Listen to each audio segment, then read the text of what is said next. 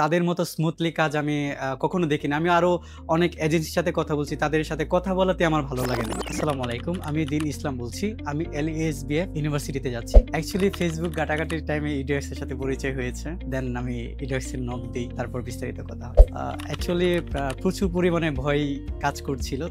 যখন আমি তাদেরকে নক দিই তখন ভাবতেছিলাম যে আসলে অন্য এজেন্সির মতো তারাও অন্যরকম কাজ করে কিনা। তারপরে সাহস করে নক দিই। নক দেওয়ার পরে যখন কথা হয় তখন আসলে এতটাই স্মুথলি কাজ পেয়েছি আমি আসলে আমার অনুভূতিটা বোঝাতে পারবো। ইডিওএক্স আসলে ভয়টা আমাকে দূর করছে যখন আমি তাদের কাছে গেছি। তারা এজেন্ট হিসাবে না, একজন ভাই হিসাবে আমাকে গাইড করছে। যেমন ফার্স্টে নুসাপুর সাথে পরিচয় হয়েছিল, দেন সে আমাকে বিস্তারিত বলছে, তখন আমার ভালো লেগেছে।